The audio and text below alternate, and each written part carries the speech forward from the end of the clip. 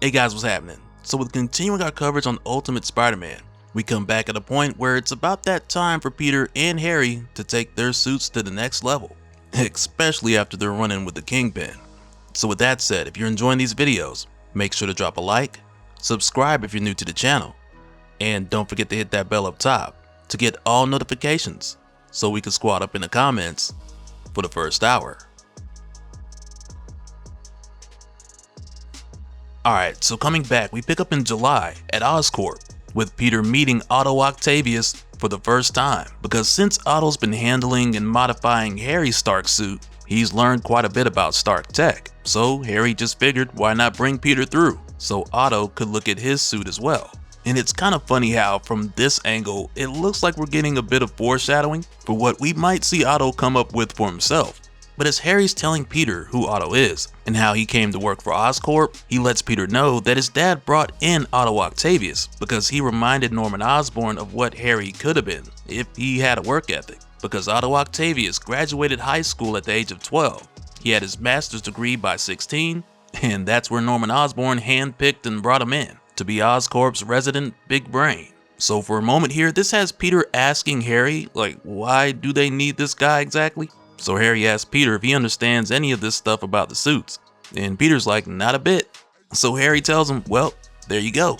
And I gotta say, if this were just any other story that had nothing to do with Spider-Man or Harry Osborn or Otto Octavius, this would be the logical next step. Cause I think it's pretty easy to look at these stories that take place in alternate universes and say things like, oh, that's Otto Octavius, don't let him see it. But if we had no preconceived thoughts about any of the characters, this would probably just feel like a regular progression of the story.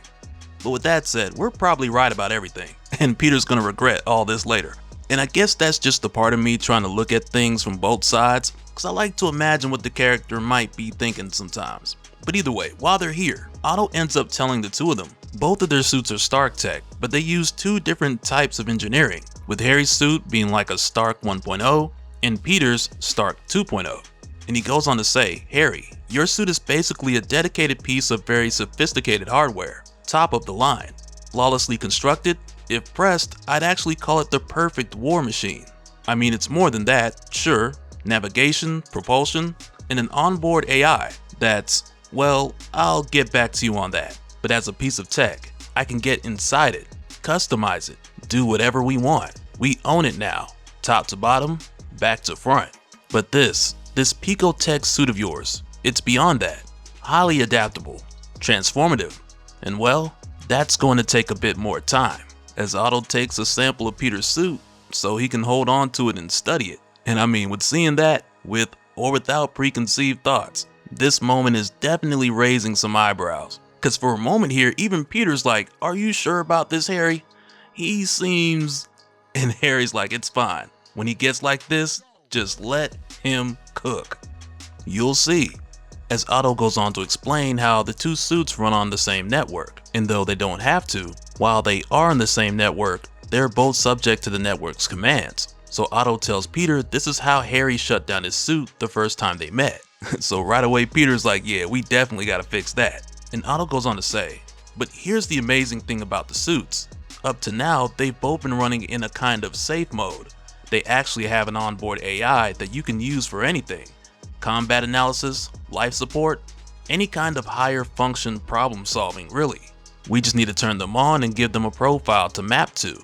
So next, Otto gives them a list of different archetypes to choose from. And among this list, he has Napoleon, Lincoln, Caesar, Gandhi, and himself. Which is pretty hilarious, like you just gonna throw your name in there like you one of them.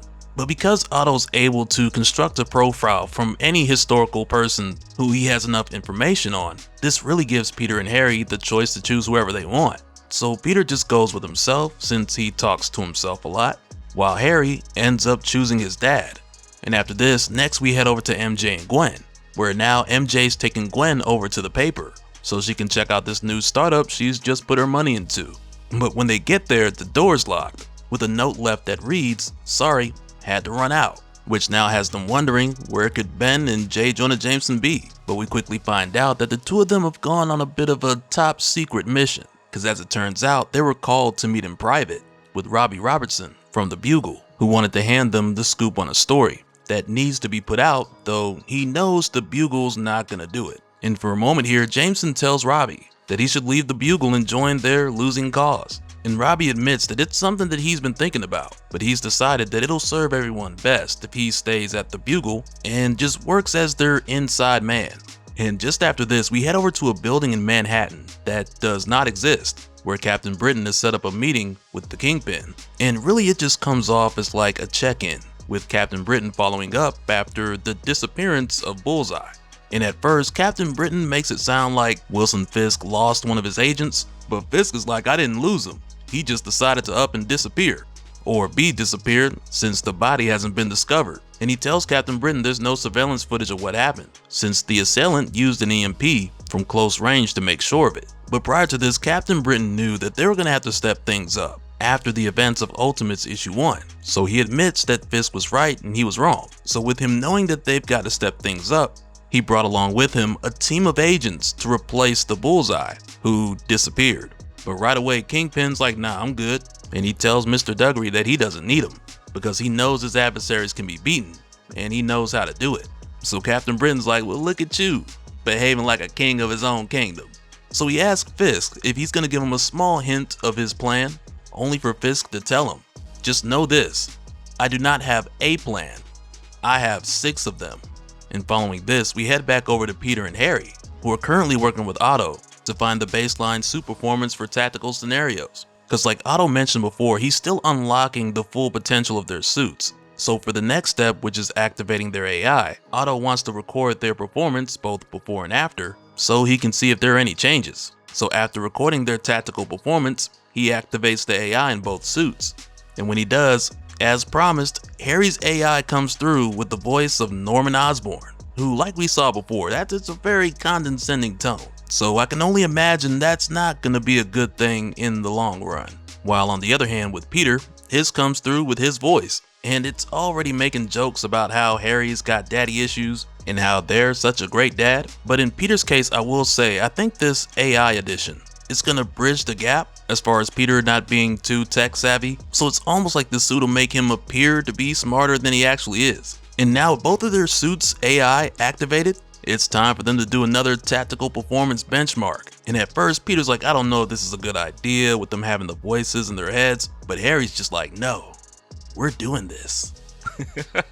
And he tells Peter, hit me. And at first, Peter's like, well, okay, you asked for this. But it isn't too long into this fight where Harry starts moving in ways that he hasn't moved before. And this whole time, mind you, the voice of Norman Osborn is in Harry's ear. So when he hits Peter, Norman's like, good. But when Peter shakes it off, Norman tells Harry that a fight isn't won after one good punch. So after this, Peter gets the upper hand. He web pulls Harry into a punch, as AI Norman goes on to say, never let your guard down. There's always someone out there trying to beat you, hurt you, take everything from you. They killed me. What do you think they'll do to you? And after that, he just keeps saying, solved, solved, solved. And I would have been like, hey, wait a minute, man, I think mine is broken. It just keeps calling me solved. What's going on? But following this, AI Norman, you know, the stuff that villains are made out of, AI Norman just keeps going. Cause he says, I always wondered just how weak you are, Harry. I'm beginning to think I know. You're not avenging me, son. You're embarrassing me. So Harry takes it up another notch, just to make daddy proud. And it causes him to go a bit overboard here. And Peter admits that hit hurt. So he asks his suit if they're okay. And it tells him, yeah, our diagnostics are within acceptable levels. We'll be fine. But he needs therapy. Meanwhile, Harry's over on the side like, well, Dad, how was that? And AI Norman just tells him that was acceptable. But just after they're done running their performance test, while Harry's helping Peter up, Otto notices a third carrier signal. So he tries to get their attention, but it's like they're having a moment here. So Otto's like, hey, we got a problem. So he shows them the third signal that just popped up on the Stark network. And he tells them he tried to lock it out, but there's a back door and now it's here. To where next they see a bright light with a voice coming out from it saying, I told you I'd be back in 6 months. And here I am. I just have one question for you. Are you a hero yet? And as they look up, they see none other than Iron Lad, Tony Stark. And I can't wait to hear what he thinks about Harry acquiring Stain Stark and making his own gear out of Howard's tech. And so now real quick, I want to give a special shout out to all the patrons. Thank you guys for all of your support. And for anyone who's new here, who wants more information on how to support the channel, I got a link below where you can go to patreon.com/DopeSpill.